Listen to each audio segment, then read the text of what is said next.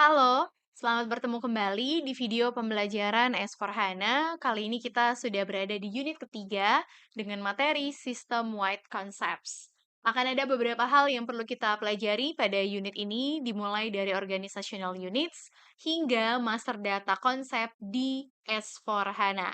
Dimulai dari pengenalan konsep business partner dan seperti apa produk ataupun material master record yang ada di S4HANA.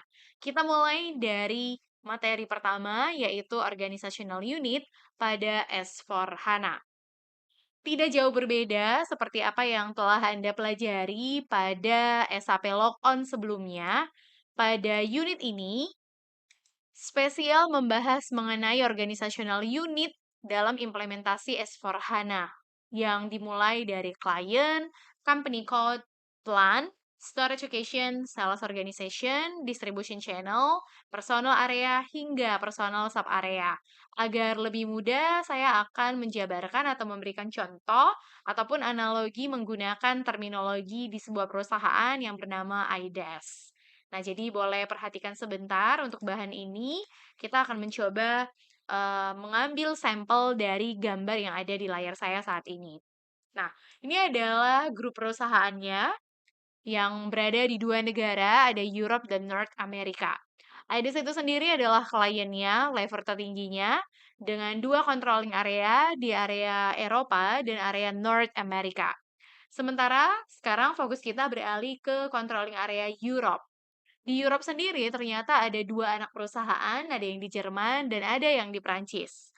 Kita fokus ke satu anak perusahaan, yaitu company code yang berada di Jerman.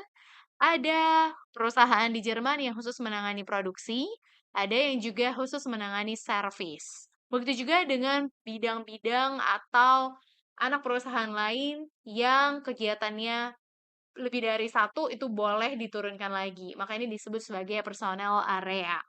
Nah, kita perkecil pandangan kita ke area Germany Production yang ternyata memiliki tiga personel sub-area. Ada yang berada di Hamburg, ada yang berada di Berlin, dan ada yang berada di Frankfurt. Kembali lagi, kita perkecil area di Jerman. Ternyata di Jerman ini memiliki sales organization. Ada yang di kode FRA, BER, dan ada HAM. Nah, jadi kalau kita perhatikan di sini, boleh nih satu personal sub area memiliki banyak sales organization atau boleh satu saja seperti itu. Kemudian kalau kita turunkan lagi, kita ambil sampel di FRA, ada divisinya. Divisi ada divisi PAM, paints, farmasi, dan lain sebagainya. Jadi divisi itu adalah produk yang mereka produksi, ada kategori PAM, ada paints, ada pharma, dan segala macam. Nah, kalau kita lihat lagi secara lengkap, secara struktur, ternyata company code yang berada di Jerman ini memiliki beberapa plan. Plan itu adalah fasilitas dengan kode plan, ada FRA, ada BER, dan ada HAM. Nah, kita perkecil, ambil satu sampel plan, di FRA itu ada tiga storage location, atau ini adalah penyimpanan ya.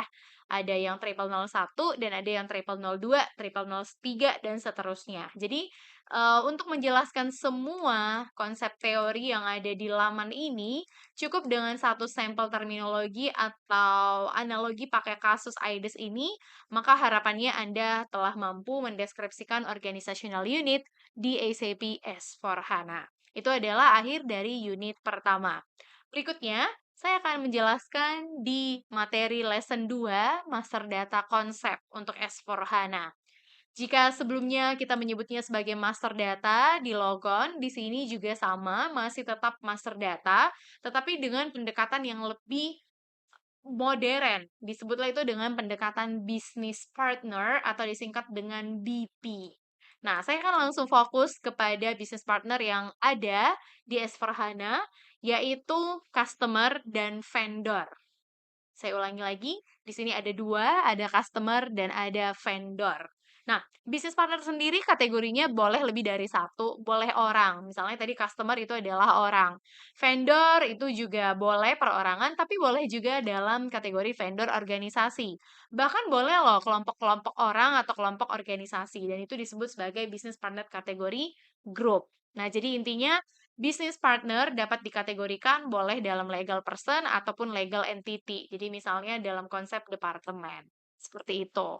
Nah, dalam hal ini, jangan lupakan master data produk. Selain tadi ada customer dan vendor, kita juga punya yang namanya produk master data. Atau kalau di Logon, kita sering menyebut ini sebagai material master data.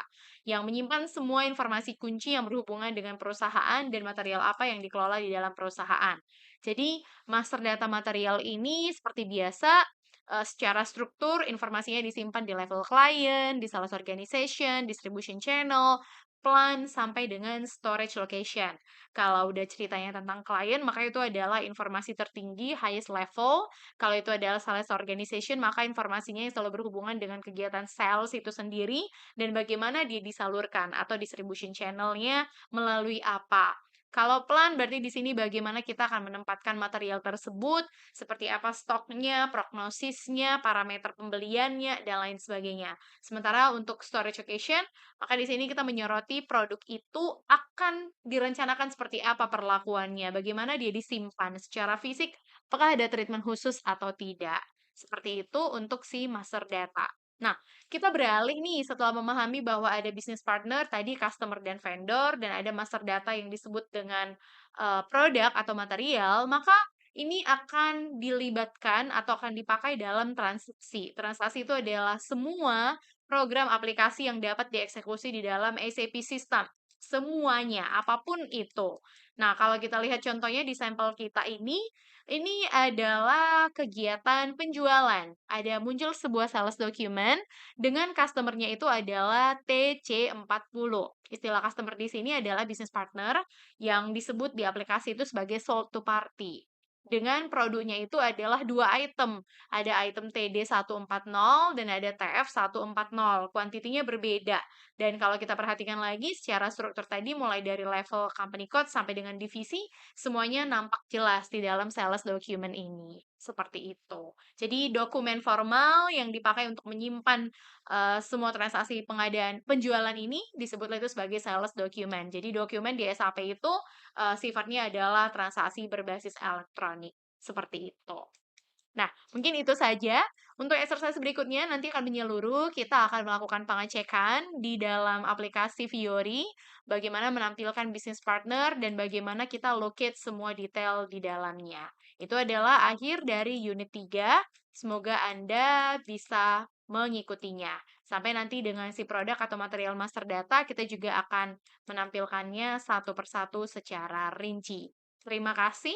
Selamat melanjutkan kegiatan. Harapannya Anda telah mampu mendeskripsikan lebih banyak mengenai master dasar konsep dari SAP S/4HANA.